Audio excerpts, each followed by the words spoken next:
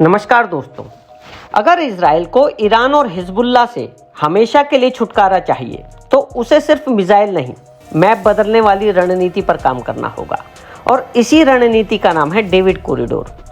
David corridor कोई आम सड़क या सुरंग नहीं होगी, बल्कि एक ऐसा जमीनी रास्ता होगा जो सीरिया के एक कोने से शुरू होकर दूसरे कोने तक जाएगा। ये रास्ता इजराइल के कब्जे वाले गोलान हाइट से शुरू होगा, फिर दक्षिणी सीरिया से होते हुए पूर्वी सीरिया में अमेरिकी सैन्य बेस अल तनफ तक पहुंचेगा।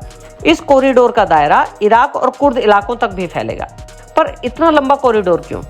क्योंकि ईरान इसी रास्ते से लेबनान में स्थित शिया सैन्य आतंकी संगठन हिजबुल्लाह को हथियार भेजता है।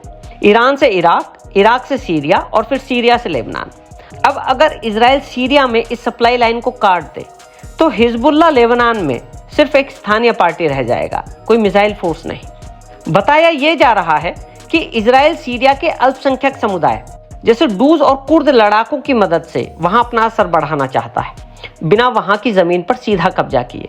विशेषज्ञों का मानना है कि डेविड कॉरिडोर की ये योजना ग्रेटर इजराइल की सोच से जुड़ी है, जिसमें इजराइल अपने प्रभाव वाले इलाकों को और फैलाना चाहता है।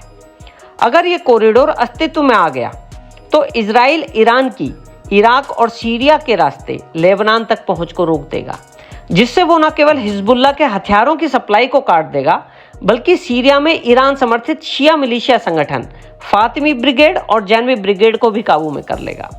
लेबनान की सीमा से लगे हिस्सों में इजराइल पहले से ही हिजबुल्लाह के ठिकानों पर एयर स्ट्राइक करता रहा है, लेकिन डेविड कॉरिडोर बन जाने के बाद वो हिजबुल्लाह की घेराबंदी करने के साथ साथ हिजबुल्लाह की हथियार सप्लाई को भी पूरी तरह रोक सकेगा। यानी ईरान से हिजबुल्लाह तक कोई नई मिसाइल नहीं पहुंच सकेगी, किसी नए लड़ाके के पहुंचने के रास्ते भी सारे बंद हो जाएंगे और हिजबुल्लाह धीरे धीरे कमजोर और अकेला हो जाएगा। लेकिन यह भी सच है कि इस कॉरिडोर को पूरा करना आसान नहीं होगा। तुर्की, ईरान और रूस इसका सीधा विरोध करेंगे, पर इजराइल धीरे धीरे इस क्षेत्र में अमेरिकी छाया में स्थानीय समर्थन से यह काम कर रहा है। अगर ये कॉरिडोर पूरा हो गया तो ये केवल एक रास्ता नहीं होगा, बल्कि हिजबुल्लाह और ईरान के लिए एक रणनीतिक फांसी का फंदा साबित होगा।